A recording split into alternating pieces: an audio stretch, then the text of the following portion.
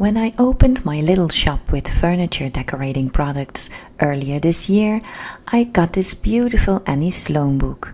But literally the day before opening, my cat decided to use the book as a scratching pole.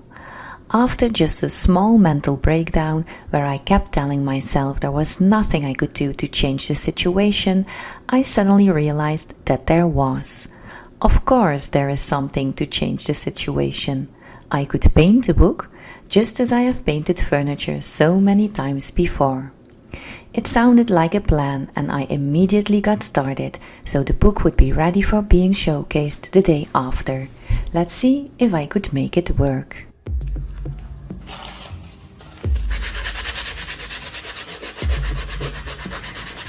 First I sanded the leather cover a bit, and then I filled up all the tiny holes the little claws of my pet created with some regular wood filler.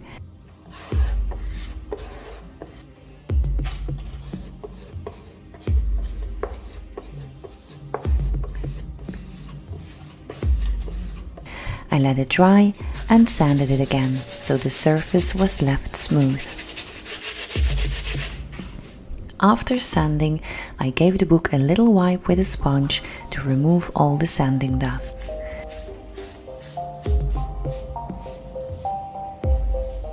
Then I grabbed a can of paint. I chose the color Country Grey from the Annie Sloan chalk paint range. It's a lovely neutral, and as far as I can tell, as a brand new shop owner, it's one of the best selling colors of Annie Sloan. When painting leather or fake leather, what this surface most probably is, it's advised to use small amounts of paint on your paintbrush.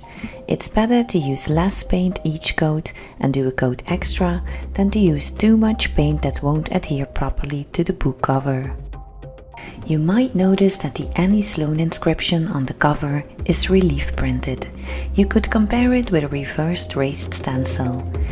In the end, you won't see any of that anymore since I will be using different techniques.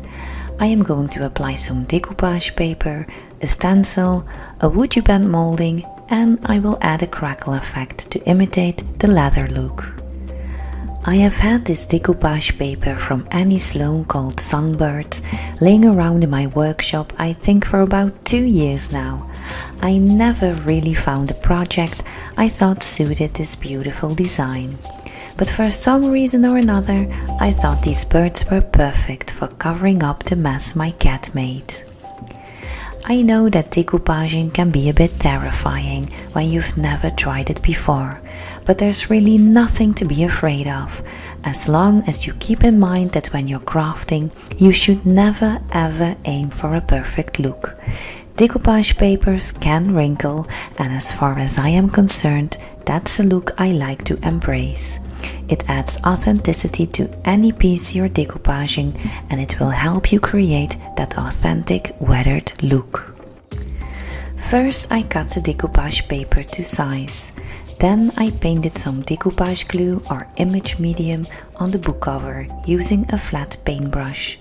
Don't forget to put the brush that you've used for the glue in a glass of water in between coats, since the glue will dry super fast and can destroy the bristles of your brush if you don't put it in water right away. Then I gently put the decoupage paper on the surface and I tried to smooth out some wrinkles just using my hands. I added an extra coat of glue using a flat sponge brush. With a regular flat brush, I tried to push out most of the air bubbles, but as you can see, I am being far from perfect. It really doesn't matter for this project, because I'll be adding a crackle effect in the end anyway, that will only add to this weathered, wrinkly look. Once the glue was dry, I sanded the edges of the book to remove the excess decoupage paper. Then it was time for my next step, adding a WoodUbend moulding. When you apply heat to a WoodUbend moulding, it becomes flexible. It becomes so flexible even that you could bend it around the corners of a cabinet or a table, for example. Here there is no need for that, but heating a WoodUbend moulding even when you're applying it to a flat surface is advised, since it will stick a whole lot better. Another reason why I am heating up my molding for this project is because I want to cut it in 2 pieces. You can change the design of any WoodUbend molding to your desire by cutting away pieces and adding pieces of other moldings. You can make your project as unique as you want to. I gave the WoodUbend molding 2 coats of the same color as the book cover. While I let the moldings dry, I added a stencil in the color graphite. You can use a roller to apply a stencil, but I often use a stencil brush like I'm doing here. When you're using a stencil brush, the lines of the stencil will be less crisp than when you would use a roller. And that's exactly what I want for this look. Also, you can control where you want more or less paint to give the stencil a naturally aged look. In general, I'd say that you should use a roller while stenciling when you go for a crisp, clear and modern look, and you use a stencil brush when you want a weathered, aged and faded look.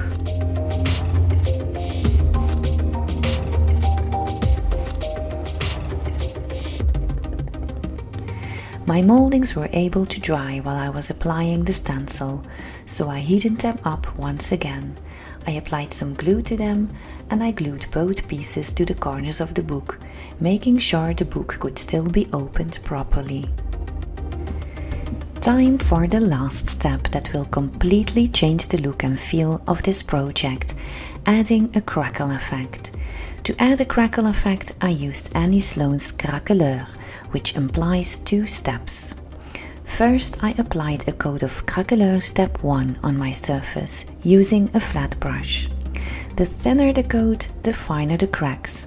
For larger cracks, you can apply a thicker coat, or you could apply 2 thin coats of Craqueleur step 1, letting each coat dry in between adding new coats. I did a mix of both techniques. I wanted small and large cracks, so I added a thicker coat of the Craqueleur step 1 where I wanted the big cracks, and a thinner coat where I wanted the small cracks. I let it dry and added another coat of the Craqueleur step 1. Before I could move on to the next step, I made sure the product of step 1 was completely dry. Again, I used a hairdryer to speed up the process, but you could also let it dry naturally if you have more patience than me. Once dry, I applied an even coat of Craqueleur step 2, and then is when the magic happens. While the Craqueleur step 2 is drying, you will see that the cracks will start to appear.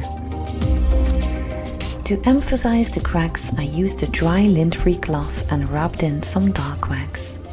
As you can see, you don't need a coat of clear wax before applying the dark wax, as you would do when you would apply dark wax on painted furniture. The reason you don't need any clear wax is because the Craqueleur has made the surface so smooth that you can easily wipe away the excess dark wax. If too much dark wax is left to your liking, you can still use a bit of clear wax to wipe away more of the dark wax. The clear wax will work as an eraser.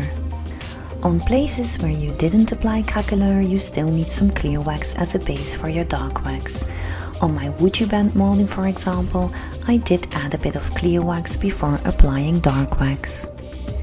As a final step, I added some black wax in the corners of the moldings, and after that, the book was finished. So here is just a quick reminder of the havoc that my cat created the day before the opening of my shop. And here is how the book looks now. Sloan definitely saved the day once again. I love how the stencil looks as if it was part of the decoupage paper. It blends in so perfectly. The moldings literally give some extra dimensions to the book and make it look like it's hundreds years old.